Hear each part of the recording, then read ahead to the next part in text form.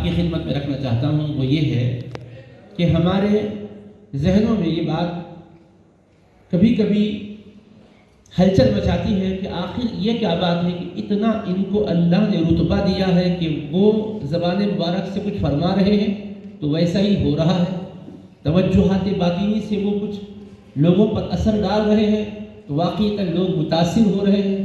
پھر یہ کہ ان کا مجمع جہاں مخلوق خدا ان کو سننے کے لیے آیا کرتی تھی تو وہ بھی چند سینکڑوں پر مشتمل نہیں بلکہ 60، 70، 75 ہزار کے قریب تک تعداد ہوتی تھی، اور کوئی یہ لاؤڈ اسپیکر کا نظام نہیں تھا، مگر آپ ارشاد فرماتے تو سامنے بیٹھنے والے جیسا سنتے تھے اخیر حصے میں بیٹھنے والے بھی ویسا ہی سنتے تھے۔ تو یہ اثر انداز ہونے والا خطاب آخر کیا واقعتاً اس کیفیتوں کے حوالے سے جو ہوا کرتا تھا اس کے پیچھے راز کیا تھا؟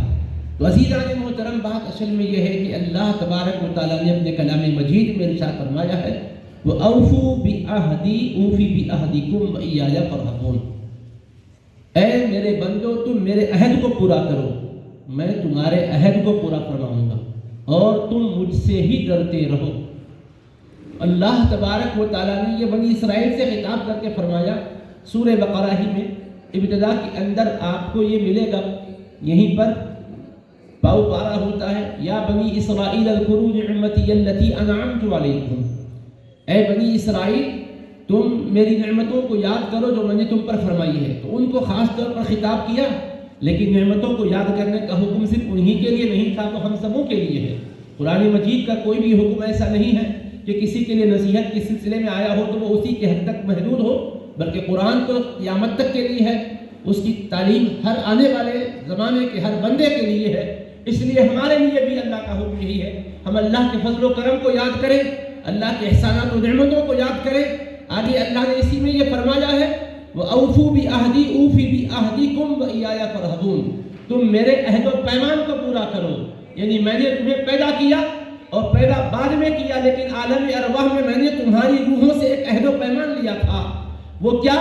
قرآن میں اللہ نے اس کا بیان بھی فرمایا وَإِذْ أَخَذَ رَبُّكَ مِنْ بَنِي آدَمَ مِنْ ظُهُورِهِمْ ذُرِّيَّتَهُمْ وَأَشْهَدَهُمْ عَلَىٰ أَنفُسِهِمْ أَلَسْتُ بِرَبِّكُمْ، اور یاد کیجئے میرے حبیب اس وقت کو بھی اور امت کو بتلائیے جب آپ کے پروردگار نے اولاد آدم کو آدم کی پشت سے نکال کر ان کی ذاتوں پر ان کو گواہ بنا کر فرمایا تھا أَلَسْتُ بِرَبِّكُمْ، کیا میں تمہارا پروردگار نہیں ہوں؟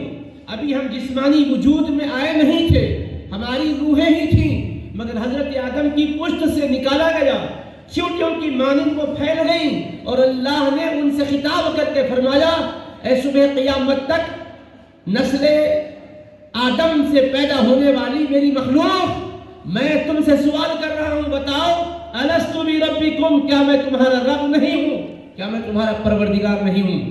سب حیران ہیں کہ کیا جواب دے؟ اللہ کی طرف سے سوال ہو رہا ہے اور جواب اللہ پاک کے منشے کے مطابق ہونا چاہیے۔ سب خاموش تھے، ساری روحیں ایک دوسرے کو دیکھنے لگی۔ اس موقع پر سب کی روحیں نبی پاک علیہ السلام کی روح مطہر کو دیکھنے لگی۔ حبیب پاک کی روح اطہر نے سب سے پہلے جواب دیا بلا، کیوں نہیں، ہاں تو ہی ہمارا رب ہے۔ تو حبیب پاک کی روح اطہر کے جواب کو سننے کے بعد ساری روحیں پکار اٹھی بلا شہیدنا، مولا کیوں نہیں، تو ہمارا رب ہے، ہم گواہ ہیں کہ تو ہی ہمارا پروردگار ہے، تو ہی ہمارا پالنہار ہے، تو ہمارا مربی ہے، سب کچھ تیرے دست قدرت میں ہے۔ یہ اللہ نے عہد لیا تھا کب؟ جب ہم اس شکل میں دنیا میں آئے نہیں تھے۔ اس عہد کے بعد اللہ نے حضرت آدم علیہ السلام کی پشت اطہر سے ہمیں زمین پر بھیجنا شروع کیا۔ حضرت آدم کی اولاد پیدا ہونے لگی، پھر ان کے اندر پیغمبروں کو بھیجتا رہا اور وہ ان کو اللہ سے کیے ہوئے عہد و پیمان کو یاد دلاتے رہے کہ تم نے وہاں مانا تھا اللہ کو پروردگار زمین پر جانے کے بعد غافل نہ ہو جاؤ، اللہ کے رب ہونے پر یقین رکھ کر اس کے احکام کے مطابق زندگی گزارو۔ وہ یاد دلاتے رہے، سمجھاتے رہے، ایک ایک کر کے پیغمبر آتے رہے، وہ دنیا سے تشریف لے جاتے رہے، یہاں تک کہ سب کے اخیر میں ختم نبوت کا تاج پہن کر سید المرسلین امام الانبیاء محمد رسول اللہ صلی اللہ علیہ وسلم تشریف لائے۔ ہمارے آقا جلوہ افروز ہو گئے دھرتی پر۔ حضور علیہ السلام بھی تشریف لانے کے بعد ساری انسانیت کو خطاب کر کے فرمانے لگے، قُلْ يَا أَيُّهَا النَّاسِ إِنِّي رَسُولُ اللَّهِ إِلَيْكُمْ جَمِيعًا۔ اللہ کا حکم تھا میرے حبیب آپ فرما دیجئے، اے لوگوں بے شک میں تم سب کی طرف اللہ کا رسول بن کر آیا ہوں۔ سب کی طرف حضور کو اللہ نے رسالت کی شان کے ساتھ بھیجا۔ وَأُرْسِلْتُ إِلَى الْخَلْقِ كَافَّةً، میں تم سب کی طرف اے مخلوقات اللہ کا نبی بنا کر بھیجا گیا ہوں۔ وَخُتِمَ بِيَ النَّبِيُّونَ، اور یاد رکھو مجھ پر نبیوں کے سلسلے کو ختم کر دیا گیا ہے۔ حبیب خاتم النبیین کی شان سے اس دنیا میں آئے۔ اب کوئی نیا پیغمبر نئی شریعت کو لے کر آنے والا نہیں ہے۔ قیامت کے قریب عیسیٰ علیہ السلام آئیں گے، مگر اپنا کلمہ نہیں پڑھوائیں گے، وہ بھی ہمارے آقا علیہ السلام ہی کا کلمہ پڑھیں گے، وہی کلمہ پڑھوائیں گے، ہاں حبیب پاک کی تعلیم کے مطابق ہی وہ چلیں گے اور اسی کی تلقین فرمائیں گے۔ تو ختم نبوت کا تاج پہنا کر اللہ نے جس نبی کو بھیجا وہ سارے نبیوں کے سردار ہے، حبیب کردگار ہے، شافع روز شمار ہے صلی اللہ علیہ وآلہ وسلم۔ وہ حبیب پاک تشریف لانے کے بعد دنیا کو بتائے کہ دنیا والوں میں تمہاری بہتری کا نظام لے کر آیا ہوں، جس سے تمہاری دنیا بھی سنور جاتی ہے، جس سے تمہاری آخرت بھی سنور جاتی ہے۔ ہمارے پیغمبر حبیب پاک علیہ السلام سے پہلے ہر پیغمبر دنیا میں آئے تھے مخصوص زمانے کے لیے، مخصوص قوم کے لیے، اس لیے ان کا پیغام محدود رہا ہے۔ حبیب ساری انسانیت کے لیے آئے ہیں، تمام عالموں کے لیے آئے ہیں، رحمت للعالمین کی شان کے ساتھ آئے ہیں۔ آپ کا پیغام ساری انسانیت کے لیے ہے، جنات کے لیے ہے، ساری مخلوقات کے لیے حضور سراپا رحمت ہے۔ اس لیے حبیب پاک کی تعلیم میں ایسی جامعیت ہے کہ دنیا و آخرت میں جتنی چیزیں ہماری ضروری تھی، ہمارے لیے ضروری تھی، آقا نے وہ ساری باتیں بتلا دی۔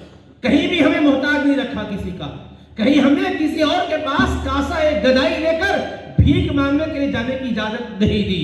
فرمایا ساری تمہاری ضرورتوں کی تکمیل میں فرماتا ہوں، عقائد بھی تمہارے لیے بتا رہا ہوں، عبادت کا نظام بھی بتا رہا ہوں، طرز زندگی بھی بتا رہا ہوں، اخلاقیات کے بارے میں بتا رہا ہوں، ہر چھوٹے بڑے معاملے میں تمہارے لیے میں خود بھی ارشادات کا نمونہ دیتا ہوں اور عمل کر کے اپنی عملی زندگی کا نمونہ دیتا ہوں۔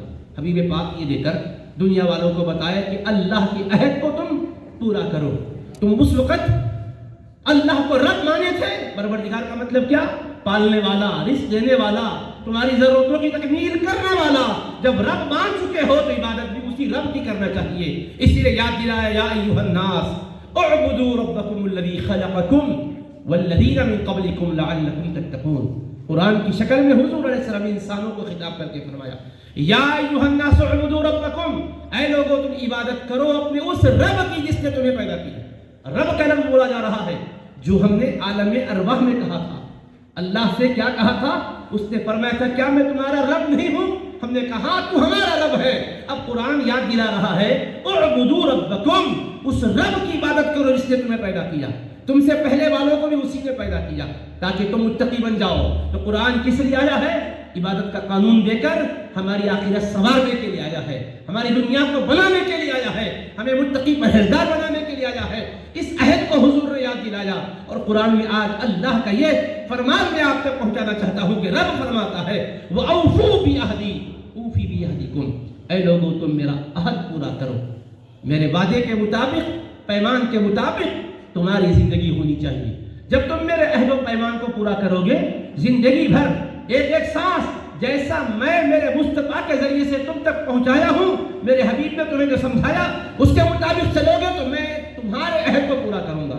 میں مدد کا وعدہ کیا مدد فرماؤں گا، میں ترقی دینے کا وعدہ کیا تمہیں ترقی دوں گا، میں تمہاری آخرت سنوارنے کا وعدہ کیا تمہاری آخرت سنواروں گا، میں بلند مرتبے دینے کا وعدہ کیا تمہیں بلند مرتبے دوں گا، تمہیں گرنے نہیں دوں گا، تمہیں ذلیل ہونے نہیں دوں گا، تمہیں پستی میں پڑنے نہیں دوں گا، تمہیں مذلت اور ذلت کا شکار ہونے نہیں دوں گا، بستی میں پڑے رہنے نہیں دوں گا، تمہیں بلندی دوں گا، رفعت دوں گا، تمہیں اور اونچے اونچے مقامات عطا کروں گا۔ یہ اللہ کا وعدہ ہے، دھیان میں رکھیے کیا وعدہ ہے؟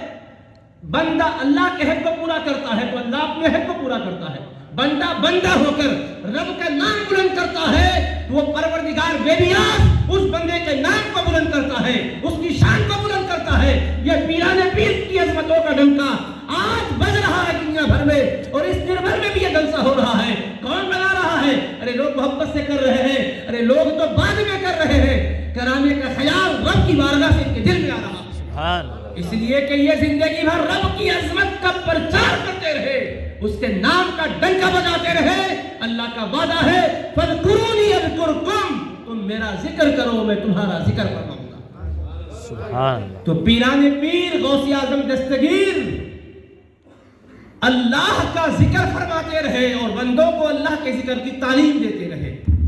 وہ اللہ کے عہد و پیمان پر قائم رہنے کی تلقین کرتے رہے, اور اس میں انہوں نے کوئی پرواہ نہیں کی. اپنے مخاطبین میں کس سطح کے لوگ ہیں یہ نہیں دیکھا, یہ دیکھا کہ یہ سب خدا کے بندے ہیں اور میں انہیں خدا کی طرف بلا رہا ہوں, مصطفیٰ کی طرف بلا رہا ہوں. مجھے ڈرنے کی کیا ضرورت ہے؟ اس لیے ہر طاقتور کی آنکھوں میں آنکھیں ڈال کر حق کا کلمہ بلند کرے تھے پیران پیر غوث اعظم دستگیر. کسی کی کوئی آپ پر شوکت اثر انداز نہیں ہوئی, کسی کا روب آپ کو مرعوب نہیں کیا. یہ یوں ہی نہیں ہوتا. جب اللہ کا خوف دل میں گھر کر جاتا ہے دنیا کا ہر خوف دل سے رخصت ہو جاتا ہے. آج ہمارے دلوں میں روب طاری ہوتا ہے, کیوں؟ اس لیے کہ اس دل میں دو خوف جمع نہیں ہو سکتے. اگر مخلوق کا خوف دل میں طاری ہے تو خدا کا خوف رخصت ہو جاتا ہے. خدا کا خوف اور خشیت دل کے اندر چھا جائے تو پھر کسی کا روب دل پر کبھی اثر انداز نہیں ہوتا. یہی وجہ ہے کہ اللہ فرماتا ہے الا ان اولیاء اللہ لا خوف علیہم ولا هم یحزنون, آگاہ رہو بے شک اللہ کے ولیوں کو نہ کوئی خوف ہے اور نہ وہ رنجیدہ و غمزدہ ہوتے ہیں.